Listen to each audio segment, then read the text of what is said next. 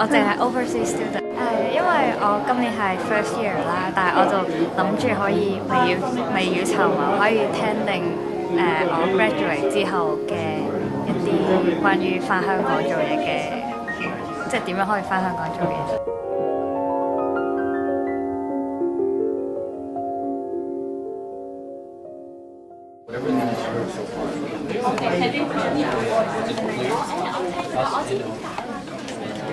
Evening to Canada. It is morning in Hong Kong, but I understand it's evening in Canada. So, honorable guests, fellow students from provinces of Ontario, Alberta, and British Columbia in Canada. Welcome to the 2007 Career Video Conference jointly organized by the Commerce, Industry and Technology Bureau here in Hong Kong and the Hong Kong Economic and Trade Office in Canada. The Hong Kong economy gathered strong momentum in 2006, as stated by the Financial Secretary, Mr. Henry Tang, in his latest budget speech on February the 28th. GDP leapt by 6.8% last year, and our economy has continuously enjoyed above-trend growth over the past 3 years. Today's event is generously supported by the Hong Kong General Chambers of Commerce, the Federation of Hong Kong Industries, as well as the Alumni Associations of the University of British Columbia and the Richard Ivey School of Business of the University of Western Ontario in Hong Kong. First of all, I'd like to introduce the site here in Toronto. Actually, we split it into two sites in Toronto, on the first floor and on the ground floor and the third floor. Now, this is the ground floor situation. We have the full house here. Maybe we'll see all the students in this full house in the ground floor. We'd like to raise your hand to our speakers in Hong Kong. Say hello to them. We also have another center upstairs on the third floor. Again, this is a full floor on the third floor in Toronto. In Vancouver, we have a center in the Simon Fraser Institute, and I understand that again this is a full attendance in Vancouver. Is that right? And finally, Edmonton. This time is the first time that we have a center in Alberta. So we are seeing that this is actually there are a lot of Hong Kong students there in Edmonton. So we believe that in future we will have more activities in this part of the world. Thanks very much, and I'll pass the mic back to Hong Kong. Thank you. In the 1960s, Hong Kong was a fledgling manufacturing economy, and its PRD hinterland was basically a farmland. Between then and now, Hong Kong has transformed into a leading financial and service hub for the region.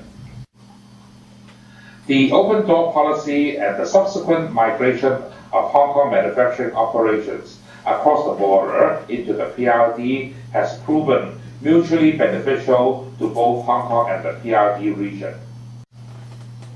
Producer services are those supporting or relating to services that serve manufacturing activities. For example, finance, insurance, logistics, business services, etc. It is estimated that today's producer services account for about 50% of Hong Kong's GDP. I'm an accountant and I work with figures all day. So let me start by giving you some statistics. In fact, many successful investment analysts, fund managers, and people engaged in fundraising, IPOs, mergers and acquisitions, they are all top-notch accountants. Whereas services provided by an accounting firm are actually multidisciplined. There are accounting, auditing, tax, consultancy, corporate finance, restructuring, liquidation, etc., just to name a few. Accountancy is a versatile subject, and the professional accounting qualification and the training that goes along with it can be a stepping stone and open up many avenues for you should you want to change your job. in the future. Members of the Institute are entitled to the description Certified Public Accountant and to the dignitary letters of CPA. And there were altogether something like 1,300 accounting firms in Hong Kong. And in fact, most of them are pretty small size, and about 75% of these 1,300 firms are actually sole proprietorships. University graduate is the basic student admission criteria. And I should also mention that there are graduate conversion courses available for non-accounting graduates as well. Good morning, everybody. Good evening, everybody, as well. It's actually planning a career, and then the path towards a career, and then the prospect of the career, and then end up as a professional architect. So these are the 4 P's I actually want to concentrate on. Architecture is about the design of buildings. It covers all aspects of the process from the inception to the completion of a new building. It is an integrative art that takes account of history, culture, environment, technology, economics, management, and law. So, for the students present in Canada today, how do you become an architect?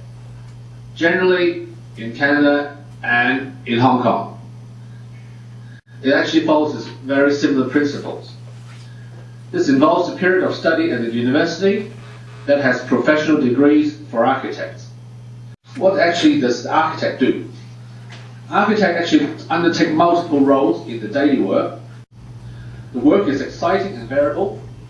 One day they may be working on a concept design of a modern high-rise building. On another, they may be working on difficult small details of interior components.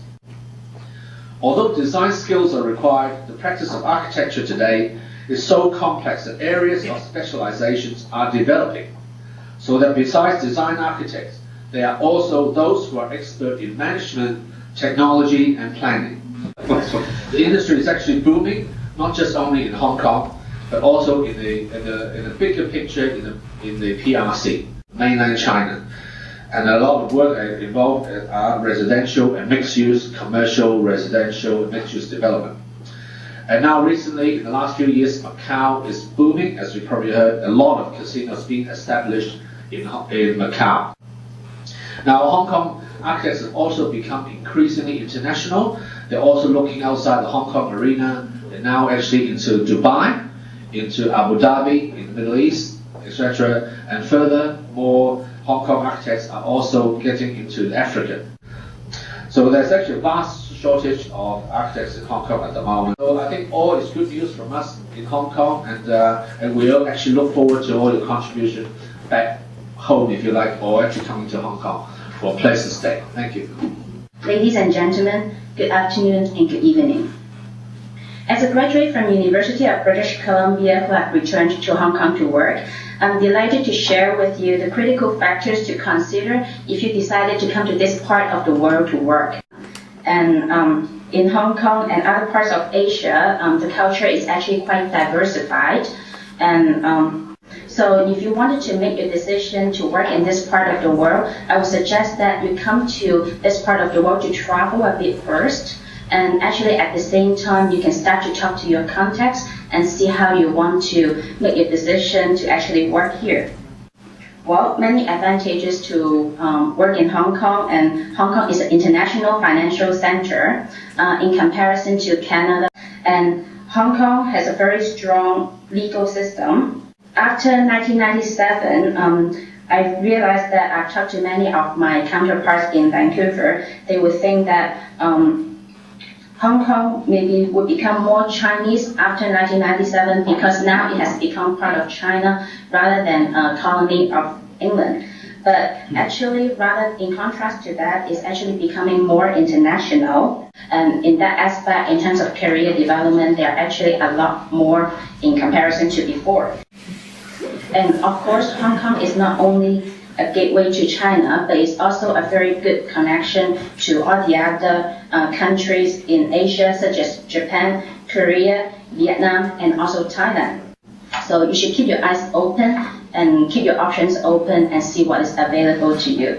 And as a person who is in the accounting profession in the perspective of marketing, I do realize that international accounting networks such as the Big Four and the other international accounting network, they actually have their own recruitment programs in place. And you should actually check out their website and see what is available and apply from there. And apparently, other than local university graduates, I do realize that they are recruiting from overseas, like great Canadian graduates like yourself. I've got two students standing behind me, and I'll ask them to ask the question first, one by one. Hi, good morning to all the speakers. Thank you for taking out the time this morning to speak to us. I have a question. I know in the speeches you mentioned a lot about the job opportunities in Hong Kong regarding the different sectors. I have a specific question regarding accounting in Hong Kong. This is especially for students in Canada who have their chartered accountancy, and if they get it in Hong Kong, in Canada I mean, and they go to Hong Kong, would companies need them to take a conversion test to get their CPA? Or would they already be recognized for their accounting skills for getting their CA in Canada? And this could be going for different sectors, commercials or accounting firms. So I'd just like to ask if they already got their CA in Canada, what's the job opportunities? Thanks. If you're a qualified accountant in Canada, if you come back to Hong Kong and work here, you're more than welcome. And it also depends on which type of organization that you're joining. Say, for example, if you're joining a company in the industry or in the commerce, then basically your accounting qualification is more than sufficient. Whereas on the other hand, if you want to join an accounting firm, in particular, if you want to practice, by practice I mean that, say, for example, if you need to sign the audit report, then you must be a member of the Hong Kong Institute of CPA before you are able to sign the audit report, have the ability to sign the audit report. To be able to get a practicing certificate from the Hong Kong Institute of CPA, your accounting qualification in Canada may not be just sufficient because, after all, as you know, different parts of the world, in particular the law, the tax, they are different. So in order for you to practice in Hong Kong, then you have to take the examination again, in particular just on those two papers I mentioned, the law and the tax paper. So once you pass your law and tax paper in Hong Kong, then you will be able to admitted as an associate of the Hong Kong Institute of CPA, and you'll be able to get a practice certificate. Then basically you can practice in Hong Kong. So I'm not too sure whether I've answered your question or not, but if you do have a follow-up question, I'll be happy to respond to it. I'm a fourth-year student from University of Toronto and will graduate. And basically, I just want to ask Mr. Kong is that, because I heard that you have two accounting destinations. One is the London one, the England one, and the other is the Hong Kong one. Is it more beneficial for students or people who working in the accounting industry to have more than one destination? And I have another question is regarding CFA for Mr. Lee. Is it beneficial to have the CFA working in the finance industry instead of having the security certificate thing instead? Thanks. Education is just the first step, I must say. Yes, I am a member of the Institute of Chartered Accountants in England and Wales. I'm a member of the Hong Kong Institute of CPA, but that only gives me some advantage when I look for a job after I graduated, after I got my first accounting qualification.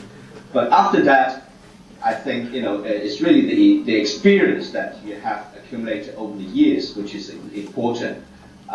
Therefore, I think in a short answer to your question, having 1, 2, 3 professional accounting qualification is not really that matters. In fact, I've seen people having 4 sides of a business card, with all these designations and qualifications, but it doesn't lead to anywhere if your experience is bad and if the reference that one can get from an employer is bad, considering working attitude and whatnot. So I think it's the experience, the working attitude is more than important more important than accounting 因 qualification? 為始終喺外國即係外國深造過，翻香港係我覺得會比正常人喺本地大學畢業嘅有少少得益咯，同埋可以英文程度應該會提升啲，即係起碼喺聽或者講方面都可以即係進步咯會有。因為